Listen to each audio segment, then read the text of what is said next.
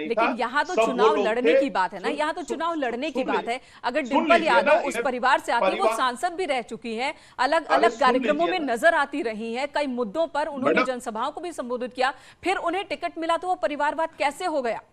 हम कहाँ कह रहे हैं कि उनको टिकट देकर समाजवादी पार्टी ने गलती की? भाई ये नहीं, परिवारवाद की तो बात आप कह रहे हैं ना, आप क्या बदल रहे हैं? आप बदल रहे परिवारवाद के आरोप से, हट रहे हैं? नहीं, ये परिवारवाद नहीं है, ये तो परिवारवाद में भी सीमित परिवारवाद है।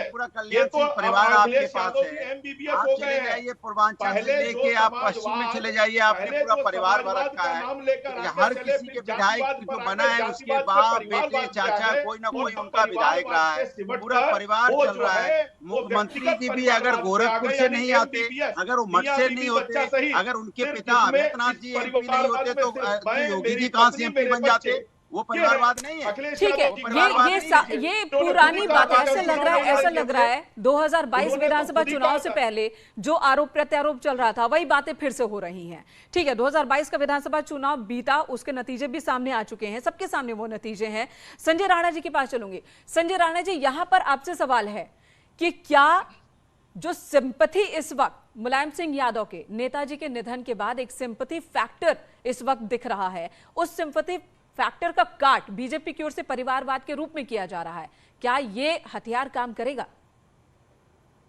देखिए, ऐसा है कि परिवारवाद की जब हम बात करते हैं, चाहे वो धर्मेंद्र जी लड़ते, चाहे डिंपल जी लड़े, दोनों परिवार की, चाहे वो चाचा की लड़की हो, चाहे धर्मपत्नी, बात एक ही होती है, परिवार है।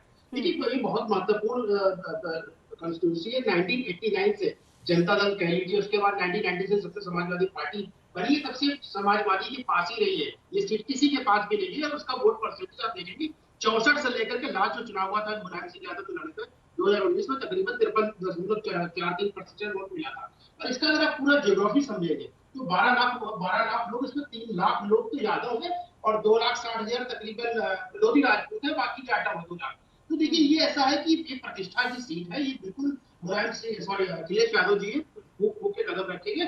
जैसे ही उनको एक सुबुगाहट लगी कि शायद अपर्णा यादव यहाँ से चुनाव लड़ सकती, शायद, मैंने बोला, ध्यान दीजिएगा, शायद लड़ सकती, तो उन्होंने धर्मेंद्र यादव जी का हटाकर डिंपल जी का नाम आगे बढ़ा दिया, कैंडिडेट बना दिया। देखिए, ऐसा कोई भी नेता हो, चाहे कोई भी भारतीय जनता पार्टी, समाजवादी पार्टी, कोई भी अपनी प्रतिष्ठित सीट तो खोना नहीं चाहेगा, उसके लिए एड़ी जोड़ी का चोट लगाएगी। शायद अखिलेश यादव यही कर रहे हैं, उनको कहीं ना कहीं संपत्ति मिलेगी नहीं मिलेगी वो अलग विषय है, यादव लोग उनके साथ नहीं तो वही है। लेकिन क्या होता है ना, चुनाव जब होता है उसमें कुछ भी हो सकता है, कुछ भी उलटफेर हो सकता है। और आपने रामपुर और राजनगढ़ में देखा है, अखिलेश यादव जी कोई भी रिस्क लेना नहीं चाहते हैं। वो चाहते थे कि भाई उनकी पत्नी लड़े और हो सकता है जीते, हारे, वो सेकेंडरी जनता डिसाइड करेगी। लेकिन वो रिस्क लेने की इस समय हैसियत में नहीं है, मतलब इस समय कोई भी चांस नहीं ले सकते, इसलिए उनको कैंडिडेट बनाया रहा भारतीय जनता पार्टी के पास। देखिए, भारतीय जनता पार्टी 1996 से पास, या कोई भी पार्टी हो, अभी तक उस सीट को जीत नहीं पाई है।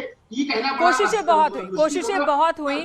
जो एक अंतर था, वोटों का फासला था, मुलायम सिंह यादव एक छत्र राज उनका यहाँ पर रहा है 26 सालों से, और अंतर जरूर कुछ कम करने में बीजेपी कामयाब रही, लेकिन वो कामयाबी इस बार भी मिलेगी या फिर वो कामयाबी और बढ़ेगी, जीत में कन्वर्ट होगी, इसके लिए तो बीजेपी की ओर से कैंडिडेट पहले आए ना। बीजेपी तो अभी तो कैंडिडेट ही डिसाइड नहीं कर पा रही है।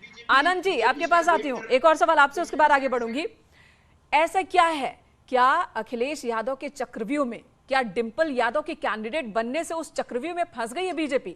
नाम ही तय नहीं हो पा रहा है कि किसे आगे करें। क्या यादव फैक्टर काम करेगा, शाक्य फैक्टर काम करेगा, किससे आगे रखें? समाजवादी पार्टी तो यह भी कह रही है कि आपके पास कैंडिडेट नहीं लड़ने को। मैं बता रहा हूं, देखिए, ये कोई चक्रव्यूह उक्रव्यूह नहीं है।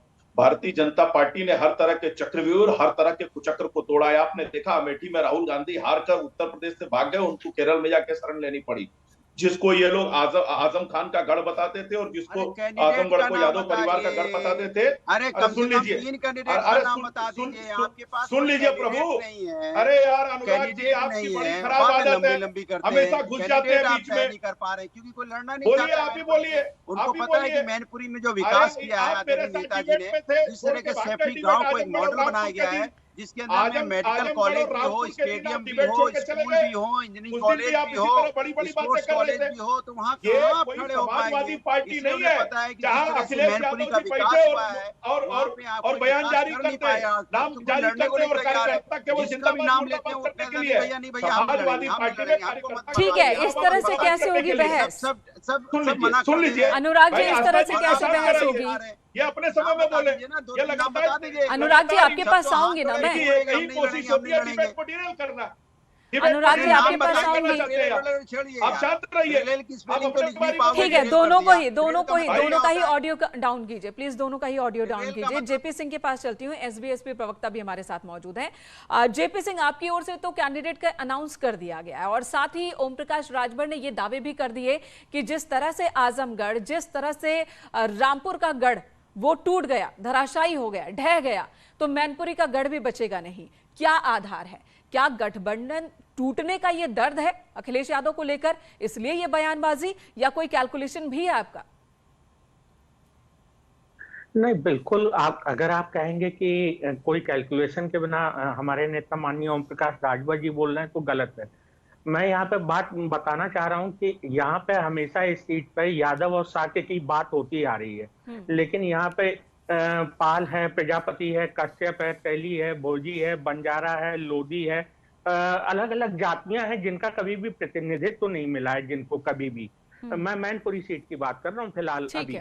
तो यहाँ पे हमारे जो कैंडिडेट खड़े हुए हैं रमाकांत कश्यप जी, वो ऐसी पिछड़ी जातियों की आवाज बनेंगे।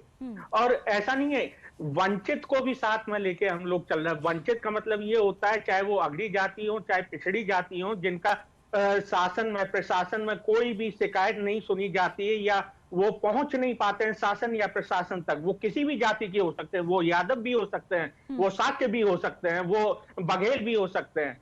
तो मैं उनकी बात भी कर रहा हूं यहाँ पर।